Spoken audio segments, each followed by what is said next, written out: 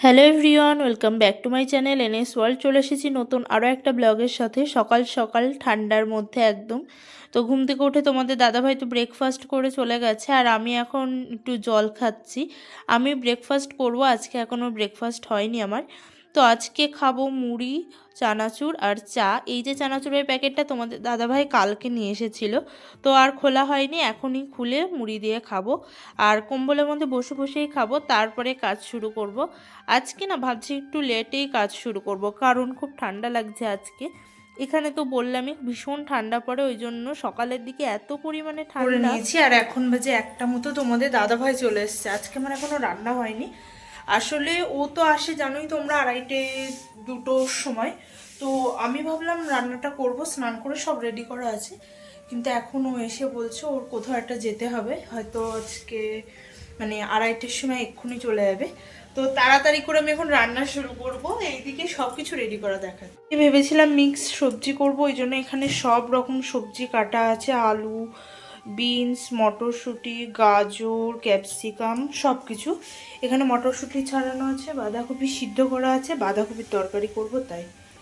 আর চালও ভিজানো আছে, লেট হবে না, কিন্তু তাও একটু তাড়াতাড়ি লেগে গেছে। করে নিই, তারপরে আবার কথা হবে। তো এখনই তোমাদের দাদাভাই গেল। এত তাড়াতাড়ি ও আসলে ওর একটা জিনিস ছিল না, তো সেই জিনিসটা আজকে প্রয়োজন, তো সেটা আনতে গেছিল দোকানে। সেখান থেকে এক্ষুনি আসলে এসে মানে কটা খেয়েছি কি খাইনি ঠিকঠাক, তো ভাত কটাও খেলো না। আমি জানি এটাই হবে, মানে আমি শুধু শুধু কষ্ট করে তাড়াতাড়ি রান্না করবো, ও খেতেও পারবে না। তাড়াতাড়ি করে খেয়ে সব গুছিয়ে নিয়ে চলে গেল। আর হয়তো আজকে তোমাদের দাদাভাই আসবে না, তো এখনও জানি না কি হবে। দেখি এখন আসে কি আসে না। বলে তো গেল হয়তো আজকে আসা হবে না, কালকে আসবে, না হলে ঠিক নেই কবে ফোন করে দেবে।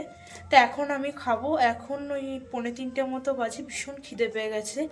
সকালবেলাও ঠিকঠাক তেমন কিছু ব্রেকফাস্ট করা হয়নি। তো চলো এখন খেয়ে নিই, খেয়ে নিয়ে একটুখানি রোদে চুলটা শুকাতে বসবো। আর এইদিকের কম্বলটা আজকেও আমি রোদে দিয়েছি। রোদে দিলে কি বলো তো, একটু ঠান্ডাটা কম লাগে, তাড়াতাড়ি গরম হয়ে যায়। আর জামা কাপড় এই যে সব মেলা, এখন সব তুলবো, শুকিয়ে গেছে সব কিছু। একা একা এখন চলো আবার দিন, সারা দিন দেখো কি করে বেড়াচ্ছে। লোকের জমির ওপরে সব চাষবাস করেছে, তার উপর দিয়ে হেঁটে হেঁটে দৌড়ে বেড়াচ্ছে। মানে কি বলবো। আর এইদিকে দেখো সন্ধ্যা হব হব, মানে বিকেল, সুন্দর একটা আকাশ। মানে আমাদের এই যে ওই সবজিগুলো উঠেছে এর ওপরে ও মানে পা দিয়ে সব ঘেটে বেটে করে দিয়েছে। আসলে এই লেবুগুলো দেখতে পাচ্ছ পুরো হলুদ হয়ে আছে, কমলা লেবু। তো এইগুলোই পাড়ার অনেকক্ষণ ধরে কটা ছেলেপিলে চেষ্টা করলো, পারলো না, চলে গেল। তো এখন আমি এখানে দাঁড়িয়ে আছি, একটু ঘরে যাব। তারপরেই দেখো এখানে অনেকক্ষণ ধরেই দাঁড়িয়েছিলাম, কি আর করব, তোমাদের দাদাভাই তো নেই। আর একা তো তেমনভাবে একটা সময়ও কাটতে চায় না, এমনিও থাকে না, কিন্তু আজকে যেহেতু বলেছে হয়তো আমি আসতে পারবো না, সেই জন্য মনে হচ্ছে যেন মানে কতক্ষণ তোমাদের দাদাভাই নেই। আর এখানে দাঁড়িয়ে দাঁড়িয়ে দেখছিলাম প্লেন যাচ্ছিল, এখানে দাঁড়িয়েছিলাম ততক্ষণে মানে 5-6টা প্লেন দেখলাম। আমার কিন্তু খুব ভালো লাগে দেখতে, মাঝে মাঝে খুব আলিশি হয় বলো তো। এখন বাজে কটা, 9:45 মতো হবে। 8:30 9:45 বাজে। আমার চুলটা আমি এক্ষুনি খুললাম, বিনুনি করা ছিল, তো খোপা করে টুপি পরবো। কি ঠান্ডা কি ঠান্ডা। কিন্তু যেটা বলছিলাম, আমি তো তখন দুপুরবেলা বললাম হয়তো তোমাদের দাদাভাই আজকে আসবে না রাতে। তো ও আবার ফোন করেছিল সন্ধেবেলা, বলল আমি মানে চলে আসবো, আর আমি বেশি দূরে যাইনি, এখানেই আছি। তো ও তো সারাদিন তো ফোন করার টাইম পাইনি, সন্ধ্যাবেলা বললো। তারপরে ও আবার এসেছিল, তখন আসলে ভিডিও বানায়নি, ও ড্রেস পরেছিল তাই। তো এসেছিল, এসে 7টার সময় হবে হয়তো। তারপরে একটুখানি বসেছে 5 মিনিট মতো, দিয়ে আবার চলে গেছে। এখন কখন আসবে তো জানি না। আর দুপুরবেলা আমি বলেছিলাম, দেখিয়েছিলাম ওই সব সবজি কেটে একটা মিক্স ভেজ করবো বলে রেখেছি। তো সেটা তো দুপুরে করার টাইম পাইনি, শুধু বাঁধাকপি করেছিলাম আর ভাত করেছিলাম। তো এখন ভাবছি সেই সবজিটা করব।